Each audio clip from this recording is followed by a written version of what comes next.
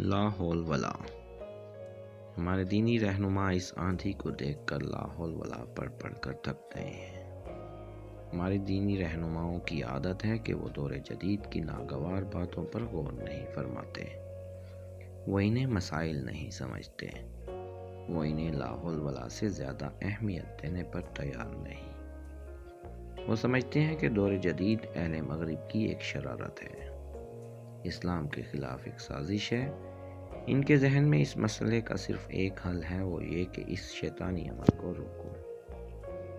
انہیں یہ شعور نہیں کہ دور جدید ایک دھارا ہے اور دھارے کو کبھی روکا نہیں جا سکتا، البتہ اس کا رخ بدلا جا سکتا ہے، لیکن انہوں نے کبھی اس دھارے کا رخ بدلنے کی کوشش نہیں کی۔ ہمارے علماء دین نے مغرب کو ہمیشہ شر سمجھا ہے، حالانکہ اس حقیقت سے انکار نہیں کیا جا سکتا کہ اہل مغرب میں ہماری نسبت خیر کا جذبہ زیادہ ہے۔ صاحبوں، میں حکومتوں کی بات نہیں کر رہا، لوگوں کی بات کر رہا ہوں۔ اہل مغرب نے بڑی نیک نیتی سے آزادی اور مساوات کی ایک پالیسی بنائی تھی۔ عورتوں کی آزادی، بچوں کی آزادی، خیالات کی آزادی، اظہار کی آزادی، جنس کی آزادی۔ لیکن بدقسمتی سے ان کے اس تجربے کو کامیابی حاصل نہ ہوئی، الٹا اس نے ایک آگ لگا دی، ایسی آگ جس کی جھلسن دنیا کے کونے کونے میں پہنچ چکی ہے۔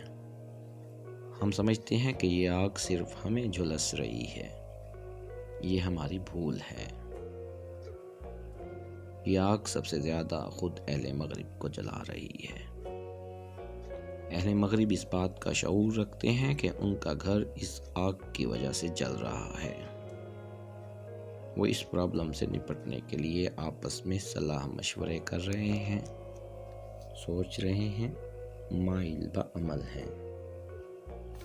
ہمارے علماء دین سمجھتے ہیں کہ لا حول پڑھنے سے یہ مصیبت ٹل جائے گی، اس لیے وہ تقریریں کر رہے ہیں، کہتے ہیں لوگو مغرب پر لا حول پڑھو، نئی نسل پر لا حول پڑھو، دور حاضرہ پر لا حول پڑھو۔ وہ سمجھتے ہیں کہ ہر درد کی دوا ہے لا حول ولا قوت۔ کاش انہیں علم ہوتا کہ لا حول کا مطلب کیا ہے۔ گمان غالب ہے کہ بڑے بوڑھے بھی لا حول کے متعلق غلط فہمی کا شکار ہیں۔ ایک زمانے تک میں بھی اس بارے میں غلط فہمی کا شکار رہا ہوں۔ جب بھی میرے دل میں کوئی شر برا خیال آتا، خصوصاً جنس کے متعلق، تو میں فٹ سے لا حول پڑھ دیتا۔ اے شیطان، تو کیوں مجھے تنگ کرتا ہے، مجھے چھوڑ یار۔ اس احتجاج میں غصے کی نسبت اپنائیت کا رنگ زیادہ ہوتا تھا، جیسے ہمارے ٹرک ڈرائیور اپنے ٹرک کے پیچھے ایک بورڈ لگا دیتے ہیں جس پر لکھا ہوتا ہے پپو یار تنگ نہ کر۔ پھر ایک دن اچانک بیٹھے بٹھائے مجھ پر لا حول کے معنی کا انکشاف ہو گیا کہ اللہ کی ذات کے سوا کوئی قوت وجود نہیں رکھتی، لہٰذا کسی سے ڈرنے کا سوال پیدا ہی نہیں ہوتا۔ میں تو حیرت زدہ رہ گیا۔ اس رات جب وہ خانہ کعبہ کی تصویر سے اتر کر صوفے پر آ بیٹھا تو میں غصے میں بھرا ہوا تھا۔ میں نے کہا، اگر تو ہی سب کچھ ہے، اگر تیرے حکم بغیر پتا بھی نہیں ہل سکتا، تو یہ کیا ناٹک رچا رکھا ہے تو نے؟ کیوں اپنی مخلوق کو حیران کر رکھا ہے؟ میری بات سن کر وہ مسکرا دیا، ایک دل نواز بے نیاز مسکراہٹ۔